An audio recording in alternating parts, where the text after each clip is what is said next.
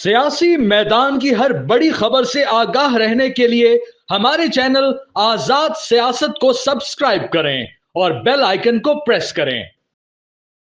अस्सलाम वालेकुम। एक तरफ देखें तो पाकिस्तान में सिर्फ खुशखबरियां हैं, पाकिस्तान के लिए अच्छी खबरों की भरमार है। दूसरी तरफ अगर हम तहरीके इंसाफ को देखें तो उनकी पार्टी इंतशार का शिकार है। दूसरी तरफ उनका बयानिया है कि बन नहीं पा रहा। कोई भी बयानिया, कोई भी वो प्रोपेगेंडा चंद ही लम्हों तक जिंदा रहता है और उसके बाद उनका वो बयानिया अपनी मौत आप मर जाता है। अभी चंद घंटों कबल एक बयानिया बनाया गया, एक न्यूज सर्कुलेट की गई कि शायद बरतानिया में तहरीके इंसाफ के कुछ अहम इमरान खान के क्लोज जो पर्सनल थे उनसे कांटेक्ट किया गया और उनको कहा गया कि आप पाकिस्तान जाएं और पाकिस्तान जाकर हम आपकी पाकिस्तान के आर्मी चीफ से मुलाकात करवाएंगे और इमरान खान साहब जो है वो जेल से रिहा हो जाएंगे, उससे पहले आपकी कोई मीटिंग्स भी करवाई जाएंगी।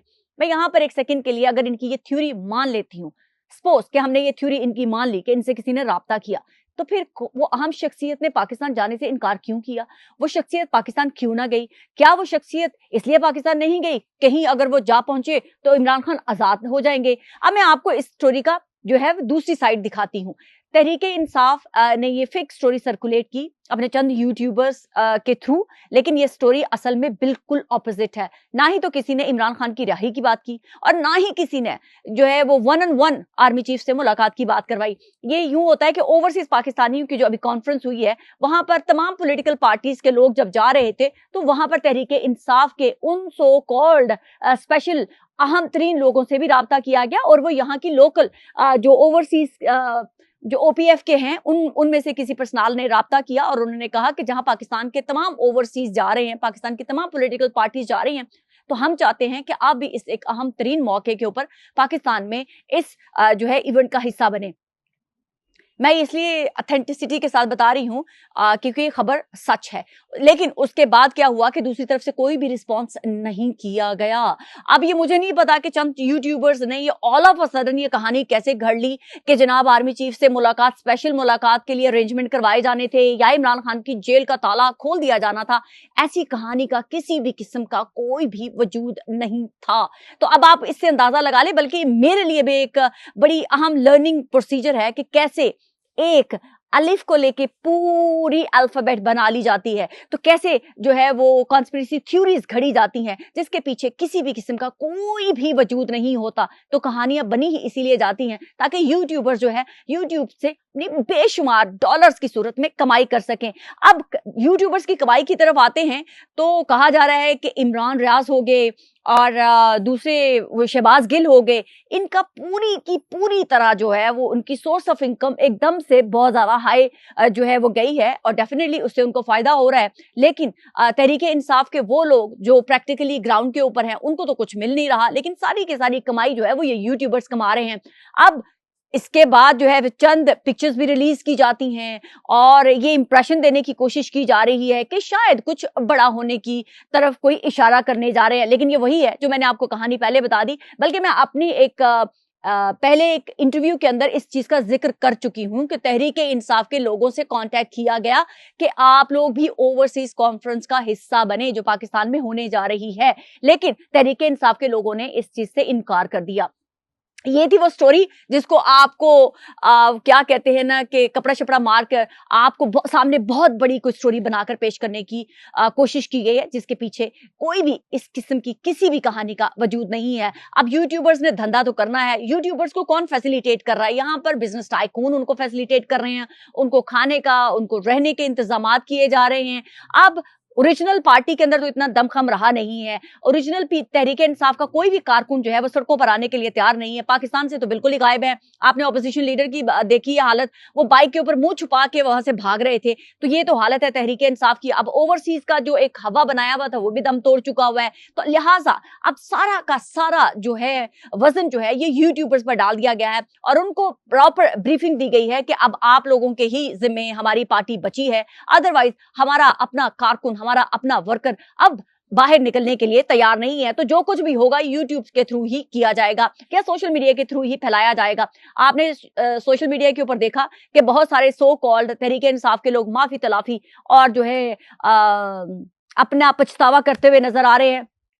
जो भी हो रहा है पाकिस्तान के लिए हो रहा है और पाकिस्तान की बेहतरी के लिए हो रहा है। लेकिन जहां पर ऐसे शरपसंद लोग जैसे आदिल राजा टाइप जो पाकिस्तान से भगौड़े हैं, जो यहाँ पर भाग के आए हुए हैं, अब उनका एक केस हमने कवर किया। राजा आदिल ने इमरान रियाज को नहीं कहा कि आप मेरे विटनेस बने। फिलहाल तो इमरान रियाज ने इनकार किया था कि जी मैं विटनेस नहीं बन सकता क्योंकि इन लोगों की आपस में भी एक क्लैश चल रहा है। लेकिन दूसरी तरफ इमरान रियाज ने अगर इनकार किया है, लेकिन ये पूरी प्लानिंग तो इन्हीं यूट्यूबर्स के थ्रू चल रही है। यही यूट्यूबर्स अब सहारा है तहरीके इंसाफ का, क्योंकि असल वर्कर तो बाहर आ नहीं रहा। अब दूसरी तरफ अगर राजा आदिल की बात कर लें, राजा आदिल को मैं एक बात क्लियर करना चाहती हूँ तहरीके इंसाफ के चाहने वालों के लिए, क्योंकि शायद उनके अंदर अकल की कमी है जो उनको बार बार चीजें बताने से समझ नहीं आ रही है।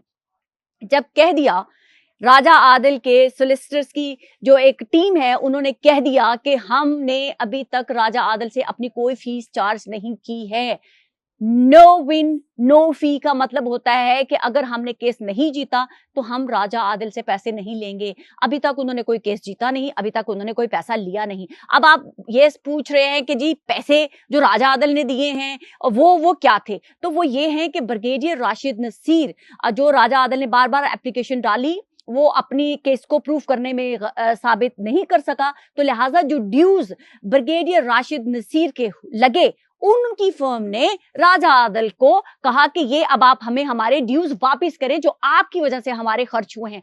तो राजा आदिल वो पैसे अपनी फर्म को देगा और वो उनकी फर्म जो है आगे ब्रिगेडियर राशिद नसीर की फर्म को, जो सोलिसिटर्स की फर्म है, उनको पे करेगी, जहां से ब्रिगेडियर राशिद जो है या उनके सोलिसिटर्स जो है अपने पैसे अपने ड्यूज यूज कर सकते हैं। तो ये इतनी सिंपल सी बात है। तहरीके इंसाफ के लोगों, शायद वो वही बात इमरान खान ने सही बात कहा था, एक तो ये लोग पढ़े लिखे नहीं है और दूसरा ये सीखना भी नहीं चाहते। पर फिर भी मैं कोशिश कर रही हूँ कि शायद जो 1% आप लोगों में से लोग ऐसे हैं जो शायद सच में सीखना चाहते हो, जो सच में अभी भी सच को जानना चाहते हो, ये उनके लिए है कि ब्रिगेडियर राशिद नसीर जो भी रकम जीत रहे हैं वो राजा आदिल को वो रकम अपने सोलिसिटर्स की फर्म को देनी है और आगे फिर जो राजा आदिल की फर्म है वो ब्रिगेडियर राशिद नसीर की फर्म को पे करेगी। तो आई होप कि अब आप लोगों को समझ आ जाए। और दूसरा, आप लोग जाके राजा आदिल से पूछें कि मोर देन 100,000 पाउंड जो है राजा आदिल अभी तक पैसे इकट्ठे कर चुका हुआ है आप लोगों से,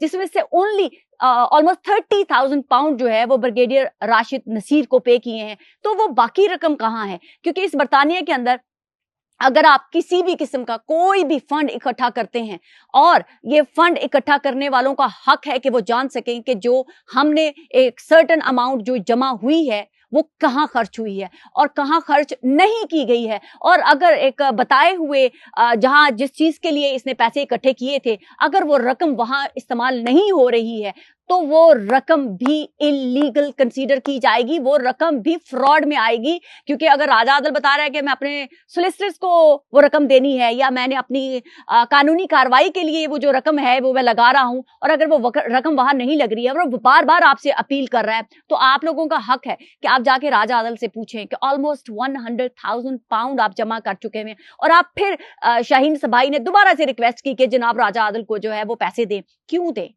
सिर्फ 30,000 पाउंड ही तो ऑलमोस्ट दिए हैं ब्रिगेडियर राशिद नसीर को। चले जी ऊपर मैं कहती हूँ 20 और लगा ले, मैं कहती हूँ 10 और लगा ले, बाकी रकम कहाँ है? 100,000 पाउंड ऑलमोस्ट जो ब्रिगेडियर राशिद नसीर के नाम के ऊपर आप लोगों से लूटा गया है, वो लूट मार करके जो है राजा आदिल कहाँ ले गया ये पैसा, और अभी भी ये क्लेम कर रहा है कि मुझे और पैसे चाहिए, मुझे और पैसे दो। पाकिस्तानियों, इमरान खान साहब जो हैं वो तो जेल में हैं। आपने देख लिया है कि उनकी पार्टी क्या कर रही है, उनके वहां के लोग जो हैं, अभी सलमान अकरम राजा ने जिस तरह से इल्जामात लगा दिए हैं इमरान खान की बहन के ऊपर कि ये अकेली सेल्फियां बना रही थी, हम भी वहीं खड़े थे, अब कारकुनान हमें गालियां दे रहे हैं, और ये बेगम साहिबा खुद वहां अकेली होके कहती मैंने अकेली ने सेल्फी लेनी है और वो घर चली जाती हैं। ये तो हाल है, ये पार्टी एक शोभनाबाजी है। अब मैं एक बात यहाँ जाते जाते एक बात मैं आप लोगों से पूछना चाहती हूँ। आप लोगों ने हमेशा कहा कि खान चाहता तो शहजादों की तरह जिंदगी गुजार सकता था।